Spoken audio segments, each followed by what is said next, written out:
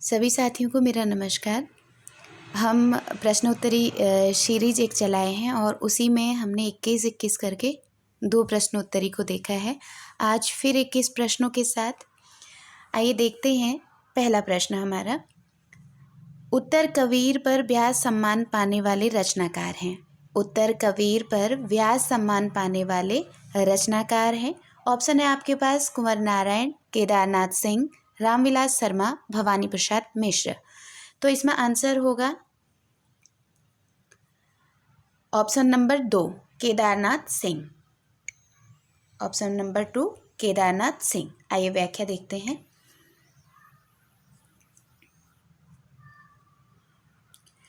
केदारनाथ सिंह कृत उत्तर कबीर पर 1997 ईस्वी में 1997 ईस्वी में व्यास सम्मान मिला है। ध्यान रखिएगा, बहुत महत्वपूर्ण प्रश्न है।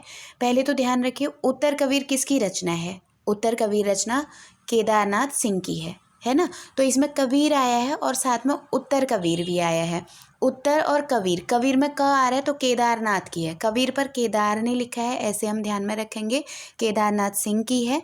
और दूसरी बात है, इसमें इनको सम्मान प्राप्त हुआ है। तो कौन सा सम्मान प्राप्त हुआ है? व्यास सम्मान प्राप्त हुआ है। और कब हुआ है? तो 1997 में हुआ है। भवानी प्रसाद मिश्र की बुनी हुई रस्सी तथा रामविलास शर्मा की, जो 3 ऑप्शन और इनके साथ बचे हुए हैं ना, केदारनाथ सिंह के अलावा हम 3 ऑप्शन और देख रहे हैं, कुंवर नारायण, रामविलास शर्मा और भवानी प्रसाद मिश्र। तो उनके लिए कहा जा रहा है कि भवानी प्रसाद मिश्र की जो रचना है वो बुनी हुई रस्सी है। इस पर भी इनको साहित्य अकादमी पुरस्कार मिला है। ठीक है, ये भी ध्यान में रखना। बुनी हुई रस्सी पर 72 में भवानी प्रसाद को भी क्या मिला है? साहित्य अकादमी मिला है। रामविलास शर्मा ने निराला की साहित्य साधना लिखा है और इस पर इनको भी साहित्य अकादमी पुरस्कार मिला है। और जबकि कुंवर नारायण को 2005 का ज्ञानपीठ पुरस्कार मिला है। तो ये ध्यान रखेंगे। तो इसमें एक तो ये साहित्य और व्यास और ज्ञानपीठ, ये 4 की 4 रचनाएं महत्वपूर्ण हैं। ठीक है, अब हमें ध्यान रखना है कि हमारा जो प्रश्न था वो उत्तर कबीर को लेकर था। तो कबीर के लिए लिखने वाले थे केदारनाथ सिंह हैं ये। तो केदारनाथ अग्रवाल करके भी हैं, ध्यान रखिएगा। उत्तर कबीर पर लिखने वाले कोई सिंह होंगे तो केदारनाथ सिंह। इसके बाद हमने पढ़ी और ये केदारनाथ सिंह की जो रचना है उत्तर कबीर, इस पर इनको व्यास सम्मान मिला है। और कब मिला है? 1997 में मिला है। दूसरी यहाँ पे हमको भवानी प्रसाद मिश्र मिले हैं, इनकी भी बुनी हुई रस्सी है जो 1972 में इसको भी साहित्य अकादमी पुरस्कार मिला है। साथ में रामविलास शर्मा, इन्होंने निराला की साहित्य साधना लिखा है, इस पर भी इनको साहित्य अकादमी मिला है। और साथ में कुंवर नारायण, इनको 2005 का ज्ञानपीठ पुरस्कार मिला है। और ये ज्ञानपीठ है तो संपूर्ण साहित्य पर। ठीक है, तो ध्यान रखेंगे। और इसका जो स्रोत दिया गया है वो वस्तुनिष्ठ हिंदी, पुनीत कुमार रॉय, पृष्ठ संख्या 371 है। अगला प्रश्न देखेंगे, प्रेम मार्गी कवि नहीं है। तो प्रेम मार्गी कवि आप लोग पढ़े हैं, शुक्ल जी का इतिहास उठाइए या जो भी प्रमाणिक बुक है आप देखे होंगे। प्रेम मार्ग के कवि कौन कौन से हैं? पहला ऑप्शन है सूरदास, दूसरा है मलिक मोहम्मद जायसी, तीसरा मुल्ला दाऊद और चौथा मंझन। देखिए यहाँ पे केवल एक लोग ऐसे हैं ना, वहाँ पे हम लोग प्रेम मार्गी कवि में हिंदू रचना उनकी सूरदास की पाते हैं, है ना। जहाँ हम पढ़ते हैं कि सूरदास एक हिंदू कवि हैं, लेकिन उनकी एक रचना मिलती है जो इन्होंने प्रेमाख्यान के अंदर आती है, लेकिन वो क्या है? प्रेम मार्गी कवि नहीं है। ठीक है, तो यहाँ पे आंसर हमारा सूरदास इसलिए सही हो जाएगा। जो ये सूरदास यहाँ पे भक्ति मार्ग वाले भी हो सकते हैं जिन्होंने कृष्ण काव्य पे काम किया है। और अगर उस सूरदास की बात होती है तो उनको क्या कहते हैं? सूरदास के आगे एक शब्द हिंदू कवि कहा जाता है या कुछ कहा जाता है। ठीक है, तो यहाँ पे सूरदास ऑप्शन सही नहीं होगा। ज़्यादा हम लोग जानते हैं मलिक मोहम्मद जायसी ने प्रेमाख्यान में पद्मावत लिखा है। मुल्ला दाऊद की आती है, इन्होंने चंदायन लिखी हुई है। और मंझन जो है इन्होंने मधुमालती लिखी है। ठीक है ना। तो मुल्ला दाऊद की जो मिलती है चंदायन वो 69, और उसके बाद मंझन की 45 में, और मलिक मोहम्मद जायसी का है ये 40 की रचना, है ना। तो इस तरह से हमारे ये प्रेमाख्यान कवि पूरे होंगे। और यहाँ पे देखें व्याख्या क्या दी है। व्याख्या लिखती हैं कि मलिक मोहम्मद जायसी, मुल्ला दाऊद और मंझन प्रेम मार्गी कवि हैं, जबकि सूरदास कृष्ण भक्ति शाखा के कवि हैं। तो यहाँ पे जो सूरदास कन्फ्यूजन के लिए दिया है ना, तो ये सूरदास क्या है? कृष्ण भक्ति शाखा से हैं, जो हम उद्धव वाला या भ्रमर गीत जिनकी पढ़ते हैं। और एक सूरदास पंडित करके आते हैं कि क्या आते हैं वहाँ पे प्रेमाख्यान में भी उनकी एक रचना मिलती है, वो हिंदू कवि करके आते हैं, सूरदास पंजाबी है ना, सूरदास पंजाबी करके आते हैं। तो आगे देखिए 45, इसीलिए ये यहाँ पे कन्फ्यूजन हो सकता था उन सूरदास को लेके, तो इसीलिए यहाँ पे सूरदास को डाला है। अब 45वां क्वेश्चन देखिए, सही युग्म पहचानिए। ठीक है, सही युग्म पहचानिए। काले टोपी, सुनहरी पत्ता, दुबला पतला लड़का, उड़ता हुआ चिड़िया। तो यहाँ पे ऑप्शन नंबर 3 सही हो जाएगा, दुबला पतला लड़का। आप लगा के देखिए ना, काले टोपी थोड़ी होगी, काली टोपी होगा ना, तो काले काले नहीं होगा, काले टोपी गलत लग रहा है, तो यहाँ होना चाहिए था काली टोपी। सुनहरी पत्ता, सुनहरा पत्ता होना चाहिए था। और उड़ता हुआ चिड़िया, उड़ती हुई चिड़िया, है ना, तो इसलिए ये तीनों ऑप्शन यहाँ गलत हो गए। और दुबला, यहाँ ये पता लिखा है दुबला पतला लड़का, तो ये वाला ऑप्शन हमारा सही हो जाएगा। देखें व्याख्या क्या कहती है, ऑप्शन नंबर, व्याख्या इसमें दिया नहीं है, तो ऑप्शन नंबर 3 यहाँ पे सही है। इसको आप लोग सही करेंगे। ये पता नहीं है, ये पतला है। ठीक है, थोड़ा बहुत करेक्शन होता है प्रश्नों में, प्रश्न अच्छे हैं तो देख लीजिएगा, दुबला पतला लड़का। अगला देखिए 46 क्वेश्चन, उत्तर प्रदेश सरकार द्वारा गठित लिपि सुधार परिषद की 28-29 नवंबर 1953 को हुई बैठक की अध्यक्षता की थी। बहुत महत्वपूर्ण प्रश्न है। उत्तर प्रदेश सरकार द्वारा गठित लिपि सुधार परिषद, बाद में जब लिपि हमारी आ गई थी तो उसमें कुछ कमियां लगने लगी थी, है ना। जब उसमें कमियां लगने लगी तो उत्तर प्रदेश सरकार ने एक लिपि सुधारक परिषद निकाला था। 28-29 नवंबर 1935 में इन्होंने एक बैठक की थी, उससे किस लिए, लिपि सुधार परिषद की एक बैठक की थी। तो इस बैठक की अध्यक्षता कौन किए थे? तत्कालीन उपराष्ट्रपति जाकिर हुसैन, तत्कालीन उपराष्ट्रपति डॉक्टर सर्वपल्ली राधाकृष्णन, तत्कालीन उपराष्ट्रपति श्री वी गिरी, तो तत्कालीन उपराष्ट्रपति श्री BD जत्ती। तो यहाँ पे अब ये अगर सन पकड़ेंगे ना 1953 में, तो उस समय कौन थे, तो ध्यान में आ जाएगा उस समय कौन थे उपराष्ट्रपति, डॉक्टर सर्वपल्ली राधाकृष्णन थे। तो इसलिए कौन आएंगे अध्यक्ष पद पर, वही आएंगे। ठीक है, तो उत्तर 2 इसमें सही हो जाएगा। उत्तर प्रदेश सरकार, देखिए व्याख्या क्या कहती है कि उत्तर प्रदेश सरकार द्वारा गठित लिपि सुधार परिषद 1953 की अध्यक्षता तत्कालीन उपराष्ट्रपति डॉक्टर सर्वपल्ली राधाकृष्णन ने की, जिसमें सुझाव दिया गया कि ह्रस्व ई की मात्रा व्यंजन से पूर्व लगाई जाए, ख, ध, भ, छ को क्रमशः उसी रूप में लिखा जाए, है ना। तो ये ध्यान रखिएगा 1953 में उपराष्ट्रपति पद पर कौन थे। अगर ये आपको दिमाग में होगा कि 1953 के समय उपराष्ट्रपति पद पे राधाकृष्णन थे, तो अगर उस समय लिपि सुधार संबंधी जो परिषद के अध्यक्ष वो किया जाएगा, अध्यक्षता निभाई जाएगी, तो उसी समय जो उपराष्ट्रपति को लेके बनेगा प्रश्न, तो कौन करेंगे, राधाकृष्णन, सर्वपल्ली राधाकृष्णन, डॉक्टर सर्वपल्ली राधाकृष्णन करेंगे। ठीक है, शायद मैं पहले गलत बोल दी थी, तो उसको भी ध्यान रखिएगा कि जो उपराष्ट्रपति थे डॉक्टर सर्वपल्ली राधाकृष्णन, तो इन्हीं ने सुझाव दिया था। ठीक है, तो इसी में जो ये परिषद बैठी थी 1953 में, इसमें सुझाव क्या दिया गया था कि लिपि को लेके, ठीक है, जो भी ह्रस्व ई की मात्रा होगी वो व्यंजन से पूर्व लगेगी। क्या सुझाव दिया गया? अगर प्रश्न ऐसे भी बन सकता है, 2-3 प्रश्न बन सकते हैं। पहले तो ये बता सकते हैं कि 1953 में किसकी बैठक बिठाई गई थी, तो लिपि सुधार परिषद बैठी थी। ठीक है, इसकी अध्यक्षता किसने की थी? उपराष्ट्रपति उस समय थे 53 में जो उपराष्ट्रपति थे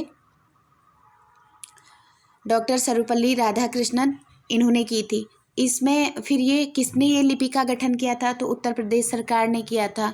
और दूसरा क्या इसमें बताया गया था लिपि से संबंधित? तो जो ई की मात्रा है, ये होती है ना ई की मात्रा, या ये ई की मात्रा, बड़ी छोटी कहते हैं जिसको, तो ये कहते हैं कि ई की मात्रा, अब यहाँ पे छोटा ई दिया है, ह्रस्व ई, तो ये जो मैं पहले लगाई थी, दीर्घ की बात नहीं हुई है, जो ऐसे लेफ्ट से जाती है, छोटी ई की मात्रा के संबंध में कहा गया है कि ये व्यंजन से पूर्व लगाई जाएगी। व्यंजन से पहले का मतलब है कि अगर ये क है तो क से पहले लगा के की, है ना, तो इससे पूर्व लगाई जाए। और ख हो गया, ध हो गया, भ और छ को क्रमशः उसी रूप में लिखा जाए। तो ख, थ, भ और छ को क्रमशः उसी रूप में लिखा जाए। ये उस लिपि में बैठक में हुई थी। आगे प्रश्न देखेंगे। देवनागरी लिपि का विकास माना जाता है देववाणी से, खरोष्ठी से, ब्राह्मी से, सिंधु लिपि से। महत्वपूर्ण प्रश्न ये भी कि देवनागरी का विकास किससे माना जाता है, तो ऑप्शन नंबर 3, ये इसको हम जानते हैं कि हमारी देवनागरी लिपि जो है वो ब्राह्मी लिपि से निकली है, तो इसलिए यहाँ पे सही क्या हो जाएगा, ब्राह्मी लिपि। अब देखेंगे 48वां क्वेश्चन। सूची 1 का मिलान सूची 2 से कीजिए और दिए गए कूट से सही उत्तर चुनिए। फिर कूट बाद में दिखाएंगे, पहले इनको मिला लीजिए, ठीक है। यहाँ पे आपको शब्द दिए गए हैं संकल्प, सूरज, काका और मोटर, और दूसरा रूप दिया गया है तत्सम, देसी, तत्सम, तद्भव और विदेशी, ठीक है। तद्भव, देसी, तत्सम, विदेशी। तो ये हमारी जो तद्भव भाषा है, देसी है, तत्सम है, विदेशी है, तो ये हमको शब्दों के आधार पे ढूंढना है, ठीक है। तो इसलिए आप लोग इसको मिलाने का प्रयास कीजिए, फिर हम इसको उत्तर के माध्यम से देखेंगे। तो यहाँ पे देखिए, आपको जो इजी होता है, सबसे ज़्यादा जो आपको इजी है उसको आप देखेंगे। तो मुझे तो ये काका जो है ना, काका, काका शब्द क्या लग रहा है कि ये देसी है, ठीक है। फिर देख लेंगे इसको। काका, काका कह लेते हैं हम जल्दी से, काका इधर आइए, काका वो कहाँ रखा है, तो काका शब्द क्या है, देसी है। इसके बाद हम सूरज को देखेंगे। सूरज क्या है, सूरज तद्भव रूप है, सॉरी नीचे ले आई हूँ, इसको सही करिएगा। सूरज क्या है, तद्भव है। अब मोटर है, मोटर क्या लग रहा है, विदेशी ही तो है मोटर, मोटर विदेशी शब्द है। और अब बचा संकल्प, संकल्प हमारे तत्सम के लिए हो गया। आइए देखें कि क्या इसका व्याख्या दिया है कि क्या दिया है। नहीं, इसमें व्याख्या नहीं है, बस बताया गया है कि संकल्प तत्सम है, सूरज तद्भव है, काका देसी है और मोटर विदेशी है। तो इसमें ऑप्शन नंबर 3 जो यहाँ पे सही हो जाएगा, ठीक है। अब यहाँ ध्यान दीजिएगा, कभी इस तरह के प्रश्न रहते हैं तो सबसे पहले उस वर्ड को उसमें से छांटिए जो आपको अच्छे से समझ में आता है, चाहे वो संस्कृत का हो, चाहे वो तद्भव का हो, या वो चाहे विदेशी भाषा का हो। तो जब आपको 1 और 2, 3 आप निकालेंगे तो 1, 2 वैसे ही निकल आएंगे। आगे देखते हैं 49वां क्वेश्चन। निम्न में से कौन सी रचना महादेवी वर्मा की नहीं है। महादेवी वर्मा फेमस कवित्री हैं, तो सबको पता होगा। छायावाद के 4 स्तंभों में इनको माना जाता है, और वर्मा त्रयी भी इनको कहा जाता है। अगर लघुत्रयी की बात आती है तो लघुत्रयी भी माना जाता है, और अगर 4 स्तंभों में इनकी बात होती है तो प्रसाद पंत, निराला और महादेवी, ये 4 स्तंभों में आती हैं। और अगर वैसे लघुत्रयी में आती हैं तो लघुत्रयी में ब्रह्मात्रयी भी इनको कहते हैं। राम क्या कौन कौन है, भगवती चरण वर्मा और भगवती शरण वर्मा और महादेवी वर्मा, और एक वर्मा और हैं, मैं भूल रही हूँ। तो इस तरह से ब्रह्मात्रयी भी कहते हैं, और दूसरा राम कुमार वर्मा है कि कौन है, देख लीजिएगा इसको। तो फिर आगे देखेंगे, यहाँ हमसे केवल इनकी रचना पूछी है, तो इनकी रचना लगभग सबको याद होगी। यामा इनकी रचना है, दीपशिखा इनकी रचना है, नीरजा इनकी रचना है। आंगन के पार द्वार जो है ये किसकी है, ये अज्ञेय की है ना। आंगन के पार द्वार अज्ञेय, है ना। तो इस तरह से हमने पाया कि यामा, दीपशिखा और नीरजा ये महादेवी की रचना है। देखिए, महादेवी वर्मा की रचनाएं निम्नलिखित हैं। निहार, रश्मि, नीरजा, सांधिगीत, दीपशिखा, यामा। ये स्रोत हैं हिंदी साहित्य का इतिहास, मिश्र एवं पांडे। पृष्ठ संख्या 161। अगला प्रश्न देखेंगे 50वां। खड़ी बोली में प्रथम महाकाव्य प्रिय प्रवास के रचयिता हैं। ये भी महत्वपूर्ण प्रश्न, और सबको पता होगा कि प्रिय प्रवास खड़ी बोली का पहला महाकाव्य माना जाता है। तो किसने कहा, किसकी ये प्रिय प्रवास रचना है। भारतेंदु हरिश्चंद्र, अयोध्या सिंह उपाध्याय हरिऔध, माखनलाल चतुर्वेदी और केशवदास। तो यहाँ पे आंसर हो जाएगा हरिऔध। सबको पता है प्रिय प्रवास 17 खंडों में, तो ये क्या किसका है, हरिऔध जी का है। व्याख्या क्या देते हैं कि अयोध्या सिंह उपाध्याय हरिऔध की रचनाओं में प्रिय प्रवास एवं वैदेही वनवास अत्यधिक प्रसिद्ध है। वो तो महाकाव्य है, इसलिए हमको पता है कि वो प्रसिद्ध है। लेकिन एक रचना और आ रही है कि वैदेही वनवास, इसको भी प्रसिद्ध रचना माना गया है, इसलिए ध्यान रखेंगे। इसके अलावा प्रेम प्रपंच, प्रेमाम्बुवादिधि, चोखे चौपते, चुभते चौपते, पद्य प्रसून, रस कलश आदि इनकी क्या है, प्रमुख रचना है। और रस कलश जो है इनकी रीतिकालीन रचना मानी जाती है। और ये जो चुपते दिया है इसके बाद इसमें भी चौपदे लिखा हुआ है, ठीक है, इसको भी हम ध्यान देंगे, खाली चुपते नहीं है, चुपते चौपते हैं। ये हो गई हमारी अयोध्या उपाध्याय हरिऔध जी की रचनाएं। अब हम देखेंगे 51वां प्रश्न, वोल्गा से गंगा किसकी रचना है? वोल्गा से गंगा, श्याम सुंदर दास, सरदार पूर्ण सिंह, राहुल सांकृत्यायन, डॉक्टर नगेंद्र। तो ये प्रश्न भी आप लोगों को पता होगा कि वोल्गा से गंगा किसका है, तो राहुल सांकृत्यायन जी का है, ठीक है। वोल्गा से गंगा किसकी रचना है? राहुल सांकृत्यायन जी का है।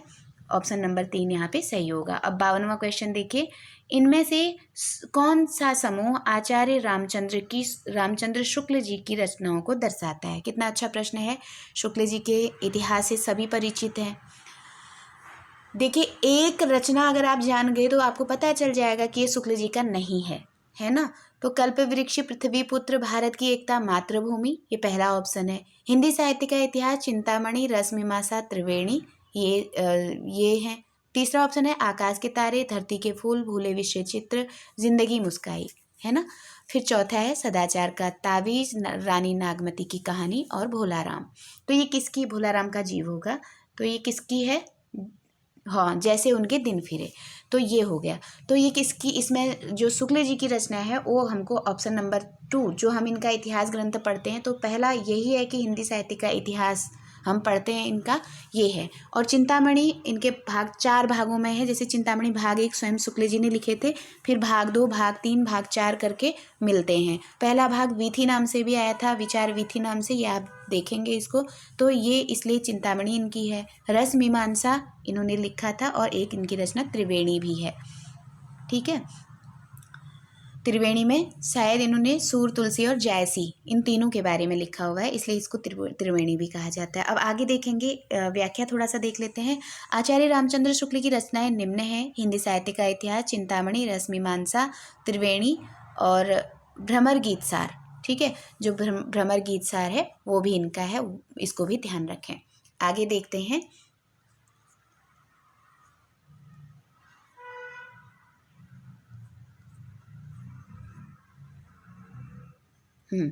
डॉक्टर संपूर्णानंद की रचना का नाम है। डॉक्टर संपूर्णानंद की रचना का नाम है हिंदी भाषा की उत्पत्ति, आचरण की सभ्यता, गेहूं बना गुलाम और भाषा की शक्ति। तो यहाँ पे जो संपूर्णानंद हैं इन्होंने क्या लिखा है? गेहूं बना गुलाम लिखा है। तो इनकी रचना क्या हो जाएगी? गेहूं बना गुलाम, भाषा की शक्ति, माफ़ी चाहती हूँ, थोड़ा सा गलत हो गया। डॉक्टर संपूर्णानंद की रचना का नाम क्या है? तो यहाँ पे ऑप्शन नंबर 4 भाषा की शक्ति सही हो जाएगा, भाषा की शक्ति। तो देखते हैं क्या लिखते हैं कि डॉक्टर संपूर्णानंद के मुख्य निबंध संग्रह इस प्रकार हैं: चिद्विलास, पृथ्वी से सप्त ऋषिमंडल, ज्योतिर्विनोद, अंतरिक्ष यात्रा, भाषा की शक्ति, जीवन और दर्शन। इतने किसके हैं? ये डॉक्टर संपूर्णानंद के हैं। महत्वपूर्ण है सारे, इनको एक बार और पढ़ लेते हैं। ये सारे इनके निबंध संग्रह हैं। संपूर्णानंद के निबंध संग्रह है चिद्विलास, पृथ्वी से सप्त ऋषिमंडल। पृथ्वी से सप्त ऋषिमंडल कौन गए थे? संपूर्णानंद गए थे। चिद्विलास किसकी है? संपूर्णानंद की है। ज्योतिर्विनोद किसकी है? संपूर्णानंद की है। जब ज्योतिर से विनोद करेंगे तो क्या होगा? संपूर्ण आनंद आएगा ना, तो संपूर्णानंद। अंतरिक्ष में यात्रा करके क्या होगा? जब अब हम लोग धरतीवासी हैं, जब हम अंतरिक्ष पे यात्रा करेंगे तो संपूर्ण आनंद हमको मिलेगा, तो संपूर्णानंद का होगा। भाषा की शक्ति किसके पास? जिसके पास भाषा की शक्ति होगी, है ना। जब हमारे पास भाषा की शक्ति होगी तो कितना आनंद आएगा? संपूर्ण आनंद आएगा हमको। तो इसको हम ऐसे याद रखेंगे, भाषा की शक्ति किसी के पास हो तो कितना संपूर्ण आनंद आएगा। फिर है जीवन और दर्शन, जो जीवन का दर्शन करेगा उसको भी संपूर्ण आनंद आएगा। इसलिए हमारे ये रचनाएं लगभग याद हो जाएंगी हम लोगों को। चिद्दिलास, संपूर्णानंद, पृथ्वी से सप्तऋषि मंडल। अगर पृथ्वी से कोई सप्तऋषि मंडल देखेगा तो आनंद आएगा ना, तो संपूर्णानंद की हो गई। फिर ज्योतिर्विनोद, ज्योतिर के साथ विनोद मतलब आनंद की प्राप्ति, तो संपूर्णानंद। अंतरिक्ष में यात्रा तो आनंद आएगा, अंतरिक्ष में कोई यात्रा करेगा तो आनंद आएगा, तो संपूर्णानंद। फिर भाषा की शक्ति होगी किसी के पास तो उसको आनंद आएगा, तो संपूर्णानंद। जीवन और दर्शन, जीवन का दर्शन कोई कर लेगा तो क्या होगा, आनंद आएगा। इस तरह से ये सारे जितने भी निबंध संग्रह हमने पढ़े, ये किसके हैं, संपूर्णानंद के हैं।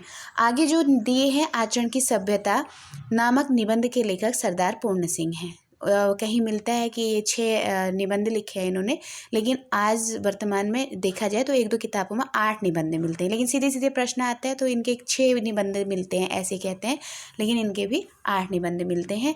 हिंदी का गद्य साहित्य डॉक्टर रामचंद्र तिवारी 471, तो वहाँ पे सरदार पूर्ण सिंह के भी पूरे मिल जाएंगे। आगे देखेंगे कौन सी कृति मोहन राकेश की नहीं है। आषाढ़ का एक दिन, कन्यादान, लहरों के राजहंस, आधे अधूरे। देखिए हमने मोहन राकेश की सारी रचनाएं पढ़ी हैं, इसलिए ये कठिन नहीं है। आषाढ़ का एक दिन मोहन राकेश का है, लहरों के राजहंस ये भी मोहन राकेश का है, और आधे अधूरे ये भी मोहन राकेश का है। तो कन्यादान जो रचना बच रही है ये किसकी है, ये मेरे ख्याल से सरदार पूर्ण सिंह की ही रचना है, निबंध कुछ इनका कन्यादान करके। तो ये ध्यान रखेंगे कि आषाढ़ का एक दिन, लहरों का राजहंस, आधा अधूरा, ये क्या कहते हैं, मोहन राकेश के हैं। और आगे देख लेते हैं एक बार व्याख्या इसकी। मोहन राकेश द्वारा रचित प्रमुख नाट्य कृतियाँ निम्न हैं। आषाढ़ का एक दिन, लहरों के राजहंस, आधे अधूरे। कन्यादान राज बुद्धि रजा की रचना है। राज बुद्धि रजा, कन्यादान किसकी है, कन्यादान करके मुझे लगता है कि निबंध इनका भी है, सरदार पूर्ण सिंह का। आप लोग देख लीजिएगा इसको, तो उनका भी निबंध कन्यादान करके है। और इसके बाद एक रचना में एक नाम आ रहा है राजा बुद्धि रजा, तो राजा बुद्धि रजा की भी ये रचना है। आगे देखेंगे दृश्य काव्य की विधा है। दृश्य काव्य की विधा है, अब जिसको हम देख रहे हैं वो नाटक है, निबंध है, उपन्यास है, गीति काव्य है। तो इसका उत्तर क्या हो जाएगा, हम दृश्य काव्य में कौन आएगा, नाटक ना। हम क्या होता है, मंच होता है नाटक का, और जब मंच में होगा तो ये दृश्य काव्य में आएगा, देखा भी जाएगा और देखा जाए तो सुना भी जाए। तो दृश्य काव्य की विधा कौन सी है, तो नाटक है। ठीक, अब आगे देखेंगे 56वां प्रश्न। निम्न में व्यंग्यकार नहीं है। यहाँ पे व्यंग्यकार पूछे गए हैं कि व्यंग्यकार कौन नहीं है। इसी तरह के प्रश्न पूछे जा रहे हैं कि कौन व्यंग्यकार नहीं है, किसके निबंध सामाजिक श्रेणी के हैं, किसके निबंध व्यंग्यात्मक श्रेणी के हैं। इस तरह से प्रश्न का स्तर आजकल बन रहा है, तो ध्यान देंगे कि कौन सा जो लेखक है वो व्यंग्यकार नहीं है। रविंद्रनाथ त्यागी, अज्ञेय, लतीफ खोंगी, हरिशंकर परसाई। तो व्यंग्यकार कौन नहीं है, तो यहाँ पे आंसर नंबर 2 अज्ञेय। आप लोगों ने देखे हैं कभी इस तरह से व्यंग्यात्मक को करते हुए, तो यहाँ पे अज्ञेय नहीं होंगे। उसके अलावा रविंद्रनाथ त्यागी, इन्होंने व्यंग्यात्मक लिखा है। लतीफ घोंघी, ये भी व्यंग्यात्मक में आते हैं, और हरिशंकर परसाई तो आते ही आते हैं। तो ये हो जाएंगे 4 के 4। आगे देख लेते हैं इनके बारे में।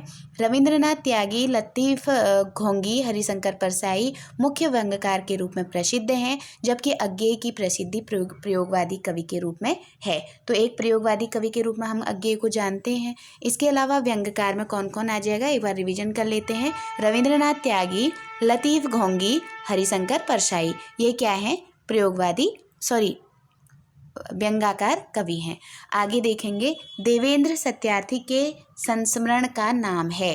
देवेंद्र सत्यार्थी के संस्मरण का नाम है माटी की मूर्तें, अतीत के चलचित्र, रेखाएं बोल उठी, दीप जले, शंख बजे। तो इनका क्या है, देवेंद्र सत्यार्थी के संस्मरण का क्या नाम है, माटी की मूर्तें। हम जानते हैं माटी की मूर्तें किसकी है, माटी की मूर्तें किसकी है, एक सेकेंड, माटी की मूर्तें ये रामवृक्ष बेनीपुरी की है। माटी की मूर्तें रामवृक्ष बेनीपुरी। फिर अतीत के चलचित्र, ये तो सभी जानते हैं कि महादेवी वर्मा की है ना। और इसके बाद दीप जले, शंख बजे। दीप जलते हैं, शंख बजते हैं, तो कन्हैया क्या होते हैं, कन्हैयालाल खुश हो जाते हैं तो कन्हैयालाल मिश्र की है। और फिर एक बज रही है, रेखाएं बोल उठी तो रेखाएं क्या बोल उठती हैं, सत्य बोल उठती हैं, तो सत्यार्थी की हैं। ठीक, देवेंद्र सत्यार्थी की। तो इसलिए हमने ये सारे संस्मरण पढ़े। हमको ध्यान होना चाहिए कि माटी की मूर्तियाँ भी संस्मरण है, अतीत के चलचित्र भी संस्मरण है। अतीत है, जहाँ अतीत है तो हम उसको याद ही तो कर सकते हैं ना, स्मरण रख सकते हैं, तो संस्मरण। रेखाएं बोल उठी, दीप जले, शंख बजे। ठीक है, तो यहाँ पे ये हो जाएंगे हमारे संस्मरण। आगे देखेंगे, व्याख्या देख लेते हैं। माटी की मूर्तें रामवृक्ष बेनीपुरी का संस्मरण है। अतीत के चलचित्र महादेवी वर्मा का संस्मरण है। दीप जले, शंख बजे। दीप जलेंगे, शंख बजेंगे तो कन्हैया क्या हो जाएंगे, खुश हो जाएंगे, तो कन्हैयालाल मिश्र प्रभाकर का है रेखा चित्र है ये। ठीक है, कन्हैयालाल मिश्र प्रभाकर का दीप जले शंख बजे क्या है, रेखा चित्र है। रेखाएं बोल उठी संस्मरण के लेखक देवेंद्र सत्यार्थी हैं, और ये भी मिश्र एवं पांडे का पृष्ठ संख्या 280 में दिया है। देखिए सारे संस्मरण है, केवल दीप जले शंख बजे जो है ये क्या है, रेखा चित्र है, इसको ध्यान रखेंगे। आगे प्रश्न देखेंगे, विष्णुकांत शास्त्री की प्रसिद्ध गद्य काव्य कृति का नाम है। विष्णुकांत शास्त्री की प्रसिद्ध गद्य काव्य, यहाँ पे जो पूछा जा रहा है ये चीज़ को ध्यान में रखना है, इसमें गद्य का सा भाव आएगा, है ना। तो कौन सा सही है, विष्णुकांत शास्त्री की प्रसिद्ध गद्य काव्य कृति का नाम है पूजा, शुभ्रा, कुछ चंदन की, कुछ कपूर की, दोपहरिया के फूल। तो यहाँ पे विष्णुकांत शास्त्री का कुछ चंदन की, कुछ कपूर की, ये गद्य काव्य है, थोड़ा सा गद्य वाली फीलिंग भी आएगी, गद्यात्मक काव्य है ये। और इसके विषय में क्या लिखते हैं,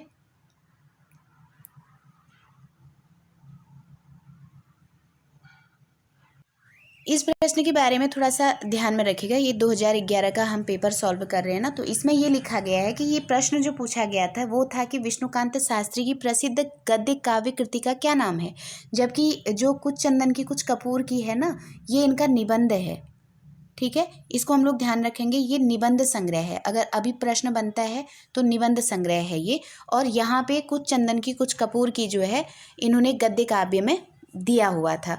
तो ये 2011 में, इसको आप मिस्टेक समझ सकते हैं उस समय के प्रश्न का कि ये आयोग की गलती रही होगी। तो यहाँ पे ये गद्य काव्य नहीं है, हम इसको निबंध संग्रह में पढ़ते हैं। और विष्णुकांत शास्त्री का प्रसिद्ध निबंध हम इसको कह सकते हैं, कुछ चंदन की और कुछ कपूर की।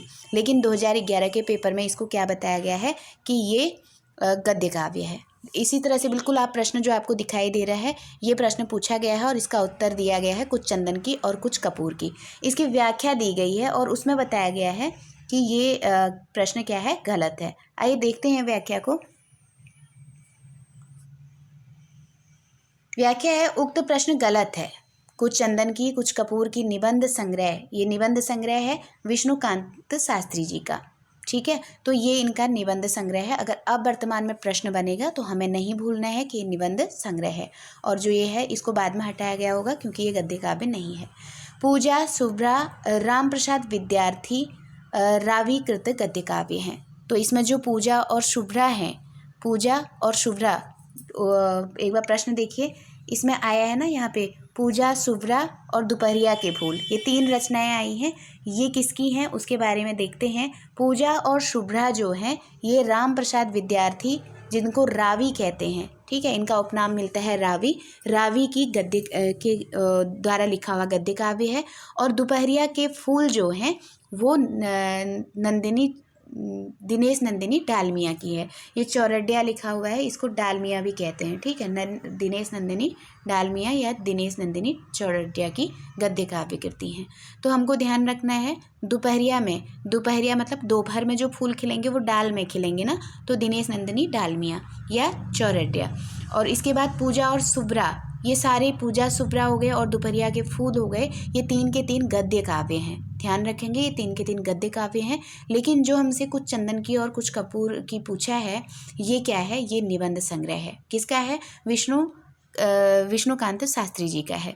पूजा और शुभ्रा, पूजा शुभ्रा दोनों हैं, ये दोनों गद्य काव्य हैं और ये रावी की कृति हैं। पूरा नाम है इनका राम प्रसाद विद्यार्थी और उपनाम है रावी। ठीक है, और इसके तुरंत बाद दोपहरिया के फूल आते हैं जो दिनेश नंदिनी डालमिया का है। ठीक है, दिनेश नंदिनी डालमिया, यहाँ आंसर थोड़ा सा गलत हुआ है, इसको आप सही करेंगे, दिनेश नंदिनी डालमिया का है। आगे देखेंगे, 59वां क्वेश्चन, निम्न में से कौन सी कृति जीवनी विधा से संबंधित नहीं है? 84 वैष्णवन की वार्ता, बसेरे से दूर, भक्तमाल और मालवीय जी के साथ 30 दिन। इसमें से कौन सी रचना है जो जीवनी से विधा से संबंधित नहीं है? ठीक है, तो आपको पता होगा ना, ये बसेरे से दूर, क्या भूलूं क्या याद करूं, और नीड़ से निर्माण तक, और 10 द्वार से सोपान तक, ये 4 भागों में आत्मकथा है। किसकी? बच्चन, हरिवंश राय बच्चन की। तो इसलिए हमारा ये ऑप्शन तो सबको समझ में आ गया होगा देखते ही कि ये गलत है इसमें, है ना। ये आत्मकथा का एक भाग है, बसेरे से दूर। ठीक हो गया। तो इसलिए हमको अब पता चल गया 84 वैष्णवन की वार्ता, ये गोकुलनाथ की जो रचना है, भक्तमाल जो नाभादास के है, और मालवीय जी के साथ 30 दिन, है ना। तो ये जीवनियाँ हैं, और किसकी हैं ये आप लोगों को पता है, ये गोकुलदास की है, भक्तमाल नाभादास की है, और मालवीय जी से 4 दिन, ये अभी मुझे ध्यान में नहीं है। तो इसीलिए ये सबको आप लोग ध्यान रखेंगे, ये तीनों क्या है, जीवनी है। मालवीय जी के साथ 30 दिन, ये